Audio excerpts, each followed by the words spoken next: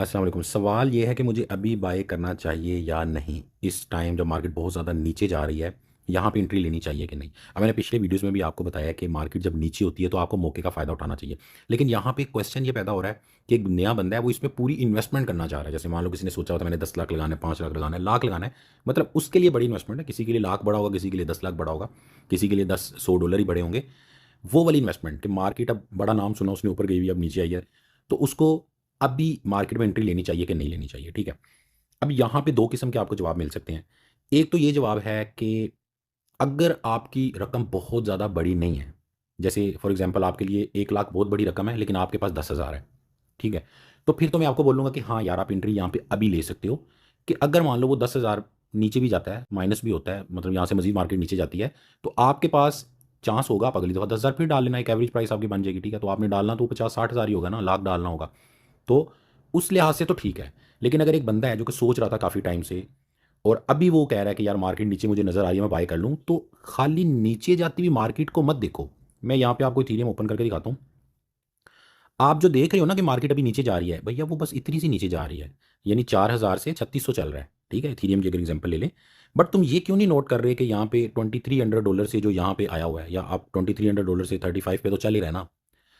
तो इसलिए यहाँ पे यहाँ पे जो आपने पार्ट्स के अंदर बाय करना है और जो नीचे गया हुआ है उसका फ़ायदा उठाना है कि यार बाद में ऊपर जाएगा उसका फ़ायदा होगा, उस लिहाज से तो ठीक है।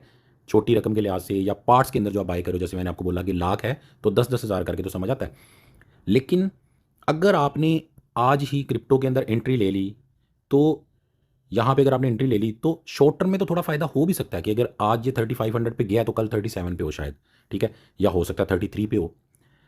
लेकिन समझने की ज़रूरत यही है कि मार्केट ऑलरेडी बहुत ज़्यादा ऊपर जा चुकी है। अगर उस लिहाज से आप देखो ना कि मार्केट अगर थोड़ा और आप पीछे चले जाते हो, पिछले महीनों में चले जाते हो, तो ये देखो 2000-2100 डॉलर को भी मार्केट ने टच किया हुआ है यहाँ पे, ठीक है?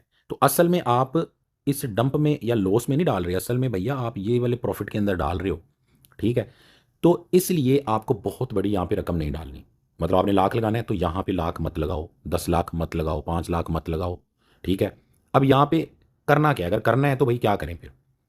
तो यहाँ पे तुमने अगर लाख लगाना है ना, तो 10,000 लगा लो, नीचे जाएगा 10 और लगाना, नीचे जाएगा 10 और लगाना, ठीक है?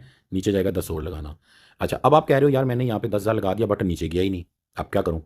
तो फिर नीचे नहीं गया, इसी तरह 2-3 हफ्ते गुजर गए, मार्केट अकॉर्डिंगली चल रही है या थोड़ी सी यूँ नीचे हो गई या थोड़ी सी यूँ हो गई, नॉर्मल चल रही है, फिर ऑटो इन्वेस्ट के जरिए यहाँ पे तुम लगाते रहो, कोई मसला नहीं है। नीचे भी जाएगा बाय होगा, ऊपर भी जाएगा बाय होगा, क्योंकि आपका जो टारगेट होगा फिर वो 6 से 7 हज़ार डॉलर का इथेरियम का टारगेट होगा, ठीक है?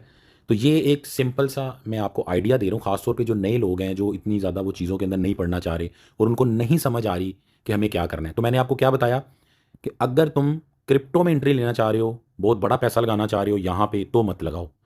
उसका 10% लगाना चाह रहे हो तो लगा लो। अगर आप होल्डर हो मेरी तरह, यानी पहले से होल्ड किए हुए हैं, ठीक है? जैसे मान लो मेरे होल्ड हुए हुए हैं, मेरी जो इथेरियम की प्राइस है वो काफ़ी नीचे है, मैं दिखा देता हूँ आपको। ये देखो यहाँ पे आप देख रहे हो मेरी जो इथेरियम की एवरेज कॉस्ट यहाँ पे हुई है वो $2300 है, ठीक है? तो अब अभी मार्केट देखो अच्छी खासी नीचे चल रही है आज, मतलब कह रहा हूँ $4,000 से $3600 पे आ गई है, तो मैं अच्छे खासे लॉस में हूँ अभी के लिए। बट मैं फिर भी प्रॉफिट में हूँ क्योंकि मैंने तो तकरीबन पौने 2400 डॉलर पे, यानी कि $2374 पे मैंने बाय किया हुआ है, ठीक है? तो मैंने ये ऐसे ही नहीं बाय किया हुआ $2300 पे, और ना ही मैंने इतना पैसा इकट्ठा लगाया है। मैंने ये डेली, वीकली, मंथली, थोड़ा थोड़ा करके मुझे याद है कि भाई तुम मानोगे नहीं, एक टाइम पे इथेरियम $4500 पे था पिछले बुल रन में, मैंने वहाँ भी इन्वेस्ट किया हुआ है। और मुझे याद है कि मेरे अभी भी लिमिट ऑर्डर मुझे नज़र आ रहे हैं, मैंने उस दिन कैंसिल किए, $950 के भी लिमिट ऑर्डर मेरे लगे थे, जो कि वहाँ तक नहीं गया, ठीक है? नहीं, मेरे ख्याल से 950 तक तो वो चला ही गया था, 1000 से नीचे उसने गया था, एक दफ़ा डंप मारा था जब पीछे नीचे गया था। उससे नीचे के भी मैंने लिमिट ऑर्डर लगाए हुए थे, तो मैंने यहाँ पे भी बाय किया, यहाँ पे भी बाय किया, तो मेरी एक एवरेज प्राइस बनी हुई है, ठीक है?